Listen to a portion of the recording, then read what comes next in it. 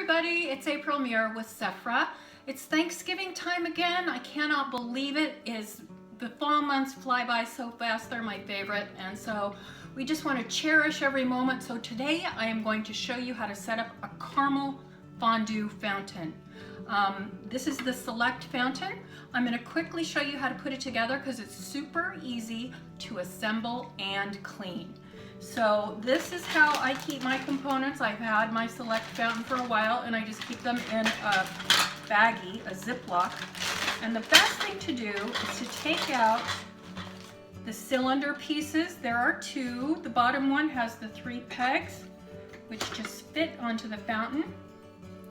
Then the next right there, like that. And then what we're going to do next is take the auger. This is the part that spins, that brings the fondue up and flowing over the tiers. And we want to put this in next so that it gets a good firm grip on the little peg down there that spins before we add our fondue. Just makes it so much easier. So today I am using the Sephra Liquid Caramel, and oh my gosh, it is so buttery, rich, and good. So what I've done is I have taken 4 cups and I heated it in the microwave for a little bit, and I added just a little bit of water. So we're going to see if it's creamy enough, if it's smooth enough, or if we need to add a little more water.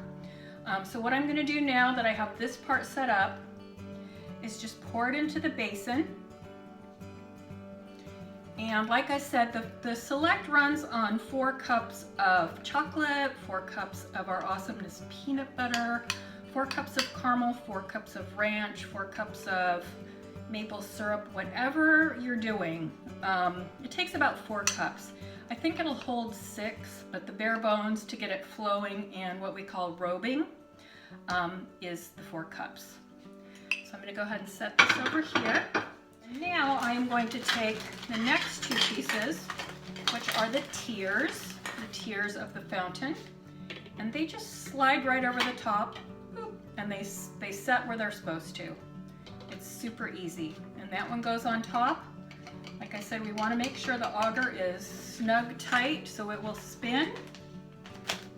And then we are going to put our crown on. And then we're going to give it a go. And if we need to do some troubleshooting, I'm going to show you how to do that too. So here we go. The heat element is on, and now I am going to turn on the auger. And here it comes. Oh, it looks so good and it smells so good. This stuff is so yummy. So I think we're probably going to have to add a little bit more warm water because it's a little bit thick. But gosh, I could just eat it like this. And as it runs through the fountain, it's going to keep heating, and so it'll thin out a little bit that way too. But let me go ahead and add a little bit more water and a little bit more caramel. What I've done here, as you can see, the fountain is not robing. So what I did was I heated up just a little more caramel with warm water, and I'm going to add this to the fountain.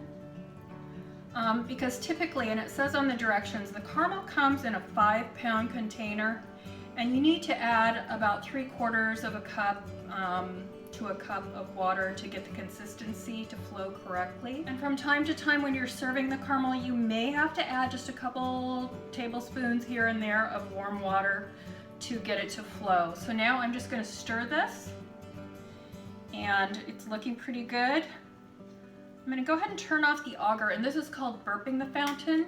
This will help release some of the air bubbles, and I don't know if you can see those, but air bubbles boop, boop, are coming up from the cylinder, and that's going to give you a smoother presentation as well. The caramel, when it runs through the fountain, does have little teeny bubbles that form from time to time. I promise you they're just as delicious as everything else, so not to worry. So I'm going to turn it back on and see how we're doing here. And it's looking really, really good, really yummy. I cannot tell you how good this smells. So basically all you need to do is add a little more caramel. 5 pounds is more than enough to run the Select Fountain, and add a little more water, warm water, and there you go. You've got a beautiful, delicious caramel fountain, and I recommend all kinds of dipping items. Apples are great, bananas, Rice Krispie treats, cookies. If you're using this for Thanksgiving, you can drizzle this caramel over apple pie or whatever. It's fabulous. It's so yummy. So anyway, that is how you set up the Select Fountain and add caramel to it. So thanks so much. Try it. I know you are going to love it.